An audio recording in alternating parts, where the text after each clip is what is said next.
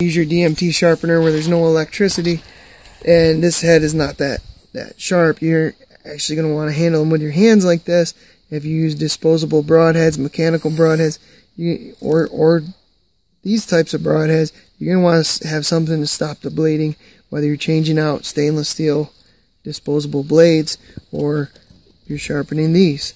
So when you sharpen them, you're going to want to use the black side, and you're going to want to do on the single bevels.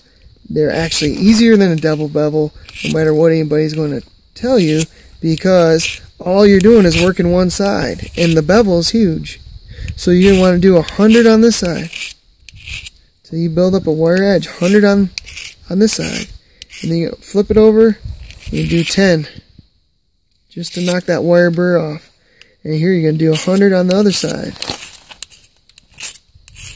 If you miss the bevel a little bit, it's not a big deal, especially by hand. You do 100 on that side. All you're doing is building up a wire burr, and then you can do, after you do 100, you're going to do 10 here and 10 here, and that's it. And if you feel a wire burr before, you can stop before. If you don't feel one at 100, go more. And it takes quite a bit to sharpen these, but stainless steel sharpens real easy. It's real soft.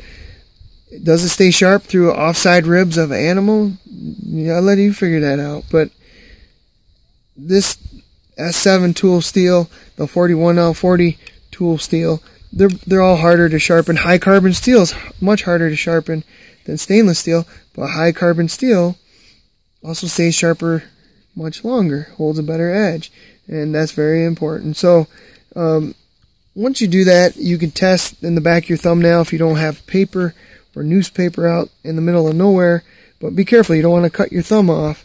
And this, we haven't even got there with close to 100.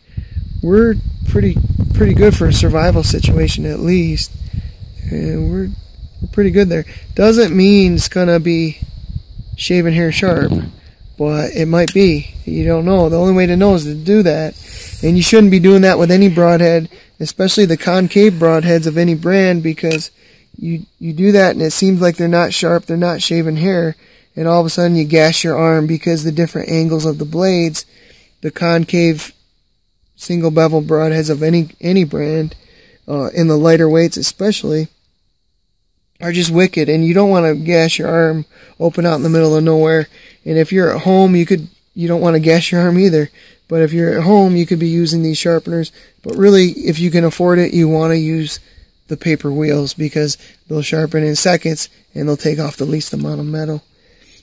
If you have the heavier heads, then if you're in Africa and you got a 1,000 grain arrow, the 630 grain head is the only way to go. Nothing comes close to it. And if you get a 1,000 grain arrow, you could have a 18-inch long footing and a super stiff arrow, and you're still only around 1,000, 1,100 grains. So the bevel's huge. I don't know how you'd miss this bevel if you're in the middle of Africa with no electricity. It's just ginormous. And then this 315 grain head, it still is not anything close to the bigger broadhead, but compared to anything on the market, even at a 40-degree bevel, our heads are so thick, it's pretty easy to hit that bevel. And you can do the same thing. Then you're going to take off the backside, you're going to take off the wire edge. It's that simple. And the trade-off to the drills of having to do everything twice, 1, 2, is how they spin, their field tip point of impact. And most people are going to get into 100 to 150 grain broadhead. So the drills are really hard to beat. Once you get up above 150 grains, you see the profile of these scientific methods. They start to fit inside the drill, the first cutting blade angles.